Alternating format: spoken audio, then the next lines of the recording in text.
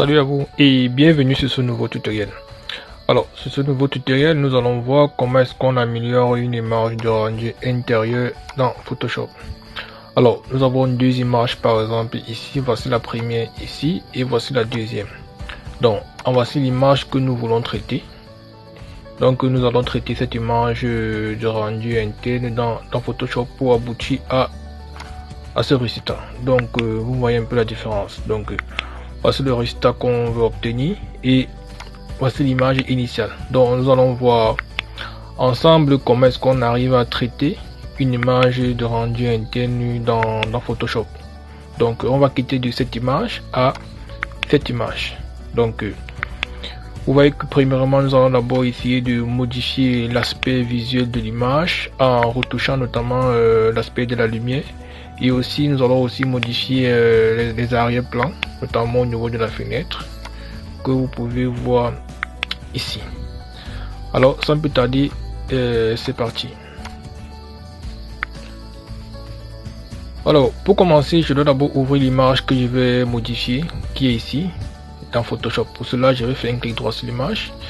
Je vais aller sur ouvrir avec et là je vais mettre ouvrir avec Photoshop. Alors, une fois que j'ai ouvert l'image dans Photoshop, la première chose que je dois d'abord faire une fois que mon image est dans Photoshop, c'est que ici, à ce niveau, je dois décocher ce cadenas-ci et je dois multiplier le calcul. C'est-à-dire que pour multiplier mon calcul, il faut juste que je fasse un clic droit et je viens ici là à dupliquer le calcul. Là, on me demande de mettre non, je vais seulement mettre ce OK là, ça va copier automatiquement le calcul. Donc, une fois que j'ai copié mon calcul, je vais fermer le calcul qui ne sera pas activé. Pourquoi? Parce que s'il arrive que j'ai fait par exemple une erreur sur le calcul ici, je peux directement prendre celui-ci. Donc une fois que j'ai fermé, la première chose à faire c'est quoi? C'est que je vais essayer d'abord de modifier l'ambiance de ma scène.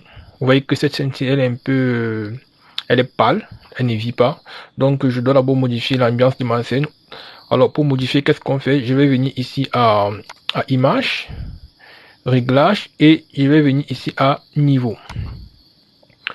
Alors une fois que je suis dans le niveau, je vais essayer de monter la lumière là. Je vais mettre là à 45.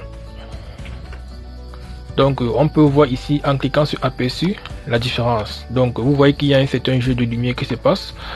Lorsque je décoche aperçu, voici l'image initiale et lorsque je coche sur aperçu, voici l'image modifiée. Donc voici l'image modifiée lorsque je coche sur aperçu et voici l'image initiale lorsque je décoche. Donc une fois que cela est fait, je vais revalider. Je vais encore revenir ici à image, réglage, je vais venir à exposition.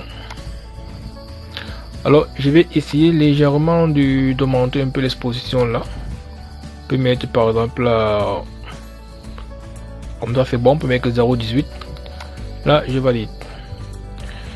Je repars encore à réglage, image, réglage.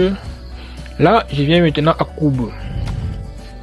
Alors c'est ici que ça devient intéressant. Avec courbe, on a la possibilité de renforcer les tons qui sont foncés et de rehausser les tons clairs. Ça veut dire quoi? Ça veut dire que lorsque je viens ici en dessous, je vais essayer de rabaisser légèrement cette courbe ici et vous remarquez que les couleurs qui sont sombres vont être plus prononcées. Si par exemple je descends là, vous voyez que les couleurs qui sont sombres sont de plus en plus sombres. Alors ici je rehausse, l'image devient de plus en plus visible. Donc je vais un peu essayer de renforcer les tons qui sont légèrement sombres et de rehausser les tons clairs. Donc vous voyez qu'ici j'ai la possibilité de rehausser les tons clairs. Donc je vais faire ça légèrement là. Très bien. Une fois que c'est fait, je vais valider. Alors maintenant je vais toujours retourner dans réglage. Je vais maintenant ici aller dans balance des couleurs. Alors la balance des couleurs, nous avons la possibilité de pouvoir rendre notre image un peu plus chaud, que l'image a un ton plus chaud. Donc je vais venir ici là cocher ton foncé. Je vais mettre par exemple le niveau ici on va mettre là par exemple plus 2. Ici on va mettre -3. Et ici, on va mettre également 2. Donc, vous voyez un peu la différence. L'image est légèrement un peu plus chaud qu'avant. Donc, vous voyez un peu la différence. Là, je vais valider.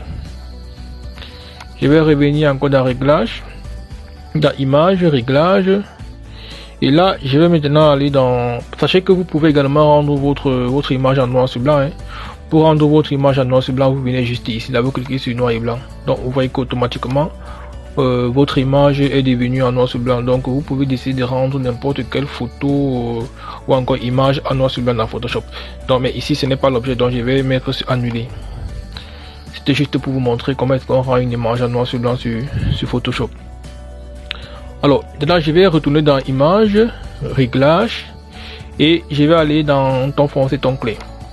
Alors c'est ici qu'on aura la possibilité de rendre notre image encore plus clair ou foncé. Donc ici on a la possibilité de gérer les tons foncés et les tons clairs. Donc vous voyez que si je pousse à 100%, vous voyez que l'image est encore plus claire. Et si je réduis à 0, on a l'image initiale. Donc je vais ramener l'image, on va mettre peut-être là à 30. Prenons 30 là. Donc voilà l'image initiale. Et voilà l'image améliorée. Donc voilà un peu comment est-ce que vous allez jouer avec les tons foncés, tons clairs, surtout en venant sur image et réglage. Donc vous aurez la possibilité de pouvoir modifier vos tons dans Photoshop. Et là je vais valider. On va laisser à 30% et je vais valider. Alors maintenant ce qu'on va faire, c'est quoi? C'est qu'on va essayer de modifier les arrière-plans de notre image, notamment au niveau des fenêtres. Je vais changer les arrière-plans qui se trouvent au niveau de ces fenêtres. Alors pour le faire, c'est très simple. Je me rassure que je suis toujours sur le calque de l'image qui sont en train de modifier. Je viens ici, je vais au niveau du... Je vais venir ici, je vais prendre cette palette ici. Vous voyez qu'ici j'ai la possibilité de prendre plusieurs outils de lasso. Il y a l'ellipse, il y a un lasso qui va nous permettre comme ça de pouvoir faire des polygones. Donc je vais prendre l'assaut polygone.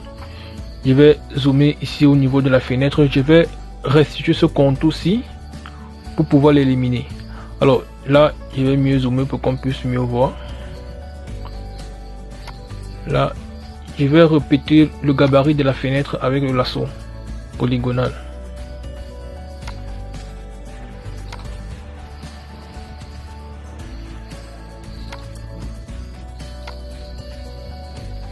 Donc c'est pas du tout compliqué, vous pouvez vous amuser également à faire la même chose. C'est pas du tout compliqué. En faisant ça constamment, vous allez voir que c'est pas du tout compliqué. La répétition est la mère des sciences. Donc le but c'est de pouvoir isoler la fenêtre. On va complètement supprimer le blanc. Parce que c'est cet arrière-plan qu'on va changer après.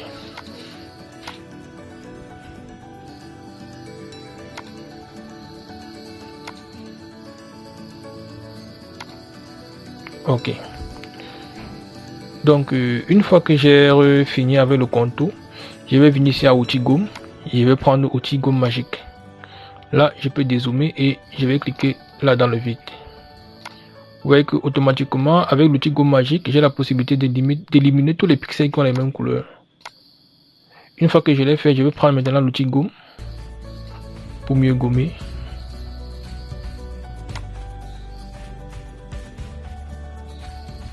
Donc vous voyez que lorsque j'utilise l'outil gomme, j'ai la possibilité d'éliminer uniquement ce qui se trouve dans le lasso, c'est-à-dire que partout où il y a ce cadre-ci, je ne peux que supprimer tous les pixels qui se trouvent à l'intérieur. Donc à l'extérieur, ça ne peut pas éliminer. Donc c'est ça l'avantage d'utiliser le lasso. Très bien, une fois que j'ai fini avec ceci, je vais prendre également la deuxième fenêtre. Je clique d'abord dans le vide pour annuler le lasso qui se trouve sur cette fenêtre-ci. Donc je vais revenir sur cette deuxième fenêtre, je vais répéter le même exercice. Là, je prends le gabarit de ma fenêtre.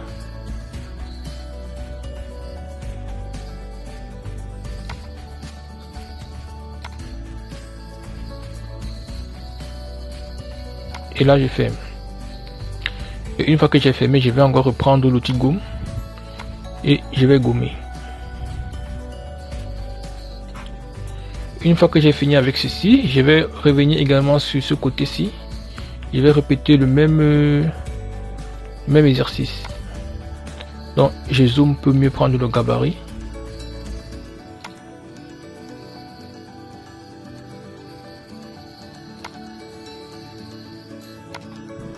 Donc à ce niveau, il faut toujours vous rassurer parce que lorsque vous voyez par exemple ce cercle qui apparaît au niveau du lasso, sachez que vous avez retrouvé le point pour fermer le contour. Donc là, je ferme et je vais reprendre mon outil gomme que je vais gommer. Je vais dézoomer en maintenant la touche Alt du clavier et en jouant avec la molette. Là, je vais gommer entièrement l'intérieur de ma fenêtre.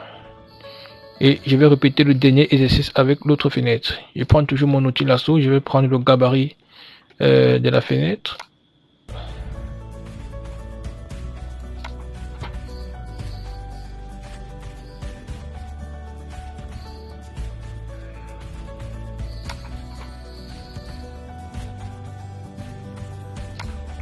Et là, je vais chercher le point pour fermer mon contour.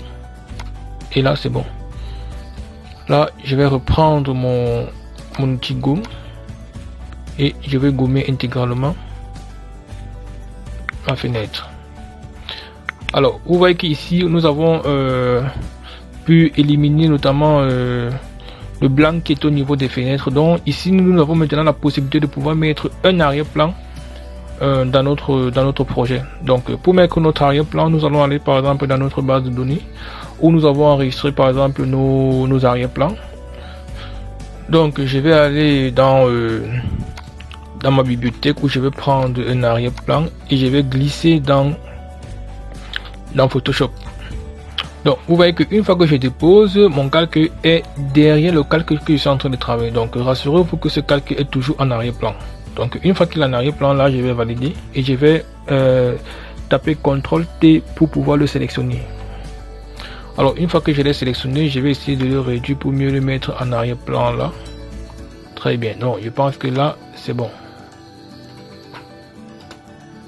Donc une fois qu'il est en arrière-plan là, je vais essayer d'augmenter son exposition parce qu'il est à l'extérieur. Là je peux décider d'augmenter son exposition.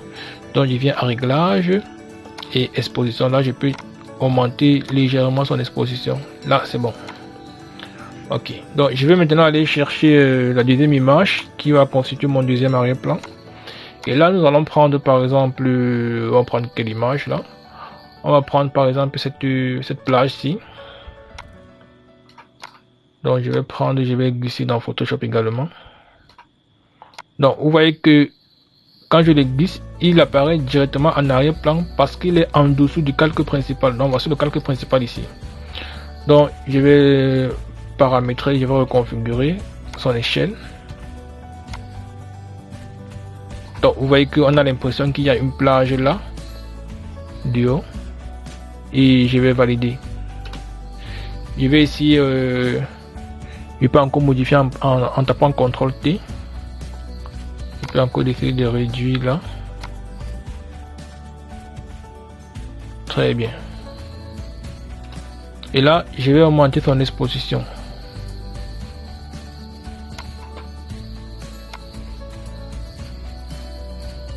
Alors là c'est parfait.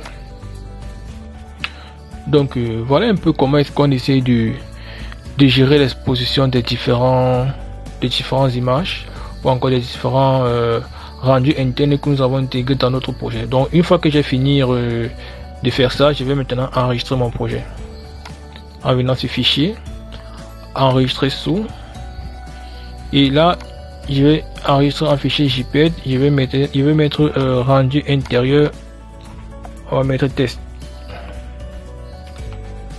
Ok, là je vais enregistrer.